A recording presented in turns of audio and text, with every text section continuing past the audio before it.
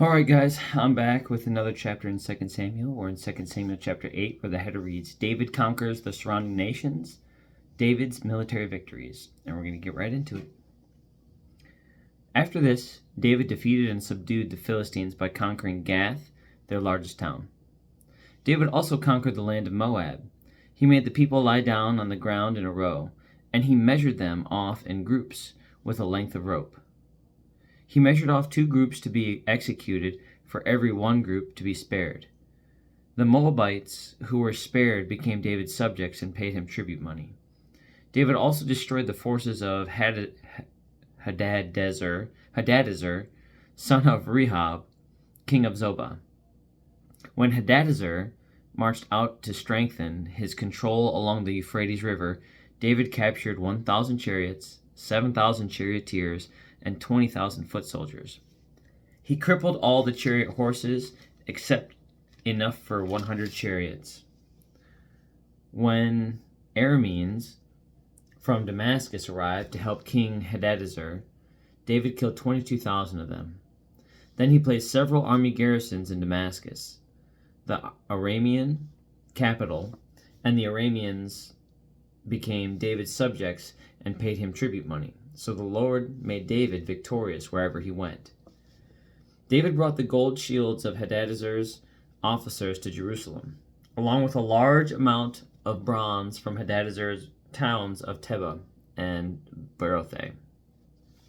When King Toi of Hamath heard that David had destroyed the entire army of Hadadezer, he sent his son Joram to congratulate King David for a successful campaign. Hadadezer and Toi had been enemies and were often at war. Joram presented David with many gifts of silver, gold, and bronze. King David dedicated all these gifts to the Lord, as he did with silver and gold from the other nations he had defeated, from Edom, Moab, Ammon, Philistia, and Amalek, and from Hadadezer, son of Rehob, king of Zobah. Man, I'm struggling with these names, guys. So David became even more famous when he returned from destroying 18,000 Edomites in the Valley of Salt. He placed army garrisons throughout Edom, and all the Edomites became David's subjects. In fact, the Lord made David victorious wherever he went. So David reigned over all Israel and did what was just and right for all his people. Joab, son of Zeruiah, was commander of the army. Jehoshaphat, son of Ahilud, was the royal historian. Zadok, son of Ahitub, and Ahimelech, son of Abiathar, were the priests. Sariah was the court secretary. Benaiah, son of Jehoiada, was captain of the king's bodyguard, and David's sons served as priestly leaders. That was brutal. It's very interesting because a little bit of a self-reflection for myself. I'm not the strongest reader, and if you followed along enough of these videos, that might be apparent to you. And one of the toughest parts is reading these names. They're so unique and they're spelled so I'm so accustomed to how they're spelled that it's very difficult to read them in a smooth, linear passage, like without knowing what they are and who these specific people are. It's very humbling read this and sharing this with people. And so I don't know why it took me 500 some odd episodes to have that reflection, but man, some of these names are incredibly difficult to read. But other than that, I'm curious as to why David exercised such cruelty when it came to the execution of these people. And I know that when I say cruelty and execution, they're synonymous.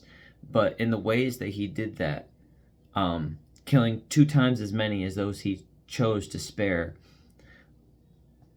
especially when we haven't gotten any specific description or translation of what God's expectation is, whether it was killing everybody or sparing certain things. We don't know where he falls under when it comes to those orders from God. There's been previous times where that was the expectation made, especially when the Israelites were leaving Egypt. We know under the leadership of, I think it was Joshua, Moses and Joshua, whenever there was victory, whenever there was defeat, in that transition of the original leadership of the Israelites, the expectation was they don't do certain things, and then they do certain things, and then they keep certain items, they don't keep certain items. And so I'm curious as to see what would have been the foundation of killing the people that he did. Not that I want to say it's ever warranted, but I know sometimes it's called because God gives those people their opportunity. And when they choose to align as such, their punishment aligns with what their expectation was. Now, again, even the Bible, history is written by the victors. And so I don't know the history of these other peoples that are being conquered. And so I don't want to conflate or misrepresent any understanding of historical importance of these other tribes or these other nations. But it would be interesting to see, even from a prophet standpoint, a disciple of Christ who was able to just be like reflective of these other nations. We have some small reflections from the Bible's point of view, but to see, no, these people were given opportunities by either prophets or, because those stories aren't in here. And that's super interesting to me, because I do believe that this God has a desire to steward all of us and to save all of us, and we're all his children. I would just be curious to see the perspective of that from these other nations. And that's more or less just I don't want to say the historian in me, but again, I like that linear understanding, and having that kind of brings greater context as what I've spoken about on a lot of these other passages that I've read. And so that'd just be interesting to me. You might make the same argument. So, well, then, Will, why don't you read any Muslim manuscripts or any type of Jewish manuscripts? And I just may, just for perspective, because I do think that the foundation of all three faiths originate from the Old Testament, and that's like without question. I know that it does that. But to understand how they deviated from what we see as written truth as Christians, and so I wouldn't consider myself to be an apologist or want to get up on any type of soapbox to get, oh, this is why we do this. I just like to share, and that's just a genuine. I just like to share because I think that this is a message of love, and I want to be able to love as many people as I can while I'm here on this earth. And I think that's what I'm called to do. But I would like to know why others think that that message of love isn't real or isn't worth sharing. So that's more or less out of curiosity for me. Now I know I kind of went down a little bit of a rabbit hole when we're reflecting on David and how he interacted with these other conquered nations, but that's kind of where my heart goes with it when I'm looking to love. And I think that David had that same expectation, but he was in a place to where there were giants that needed to be slayed. And so he answered God's call, and that's what he was called to do. So just curiosity at my point. On that note, have a good night. God bless. I love you. Jesus loves you. And I'll be back for chapter 9 of 2 Samuel, where the head reads, David's kindness to... another tough name. David's kindness to Mephibosheth. Mephibosheth. I think that's it. Mephibosheth. Have a good night and God bless, guys. I'll see you tomorrow.